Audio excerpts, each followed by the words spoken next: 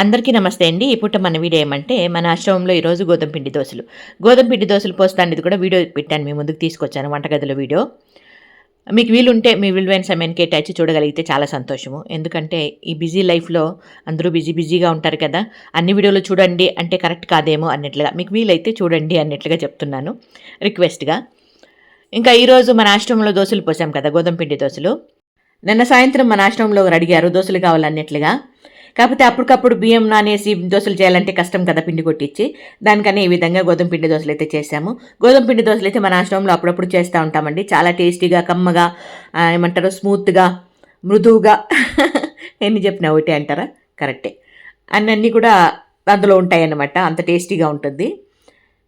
ఇంకా ఎవరు అడిగారు ఏమి అనేది ఇదే వీడియోలో మీకు చూపిస్తాను. కాకపోతే దోశలు పోసేదంటే చాలా టైం తీసుకుంటుందండి. దానికనే మన వాళ్ళు పొద్దున్నే స్టార్ట్ చేసేస్తారు. టీ అయిన వెంటనే ఇంకా టిఫిన్కి స్టార్ట్ చేసేస్తారనమాట. మామూలు టిఫిన్ అయితే కాసేపు గ్యాప్ తీసుకొని స్టార్ట్ చేస్తారు. దోశలు అయితే మాత్రం తొందరగా స్టార్ట్ చేసేసి హాట్ బాక్స్లోకి వేసేస్తారనమాట. ఇంకా దోశకి అయితే బొంబాయి చట్నీ చేశారు. బొంబాయి చట్నీ అయితే దోశకి బాగుంటుంది, ఈ రకంగా గోధుమ దోశకి బాగుంటుంది, బియ్య పిండి దోశకి బాగుంటుంది, ఇడ్లీకి బాగుంటుంది, పూరికి కూడా బాగుంటుంది అనమాట. టిఫిన్ టైంలో అయితే నేను అక్కడ లేదు, ఇంట్లో ఉన్నాను. ఇంకా నేను అక్కడే ఉంటే మాత్రం మ్యూట్ చేసి వాయిస్ ఓవర్ ఇవ్వాల్సిన అవసరం లేదు. ఎందుకంటే నేను నవ్వుతూ వాళ్ళు నవ్విస్తూ ఏదో ఒకటి పలకరిస్తూ ఈ రకంగా ఉంటుంది అడావుడిగా, మీకు తెలిసిందే కదా, సరదాగా ఉంటుంది. అదే ఇంకా దీనికన్నా కూడా బాగుంటుంది, వాయిస్ ఓవర్ కన్నా కూడా. మీ అందరికి కూడా చాలా ఇష్టము.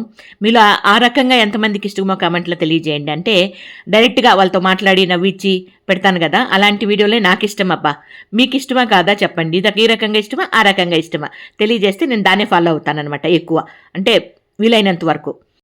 టిఫిన్ కానివ్వండి, భోజనం కానివ్వండి, నైట్ భోజనం, డిన్నర్ కానివ్వండి, ఏదైనా కూడా కానీ ఫస్ట్ మన ఆశ్రమవాసులకి, దాని తర్వాత అతిథులు ఎవరన్నా వస్తే అతిథులకి, దాని తర్వాత నేను మావారు, దాని తర్వాత మన ఆశ్రమంలో వర్కర్స్ అండి. పాపం వాళ్ళ లాస్ట్లో చివర్లో తింటారు.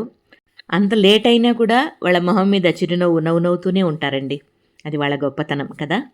ఇంకా ఈరోజు మన ఆశ్రమంలో దోశలు కావాలా అని అడిగింది ఎవరో చూసేద్దామా, వాళ్ళని పలకరిద్దాం రండి. అంటే నేను లేదు కాబట్టి మా వారు పలకరిస్తారు, అది చూసేద్దాం రండి.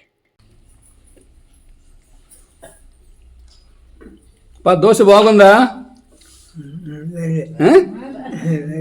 సూపర్గా ఉంది. ఓకే, నన్ను అడిగావు కదా, అమ్మ ఈరోజు చేయించింది నీకోసం.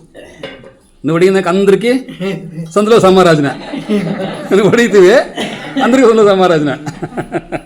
ఓకే, ఇది ఇప్పుడు మన చిన్న వీడియో. నచ్చితే లైక్ చేయండి. ఓకేనా? Thank you so much.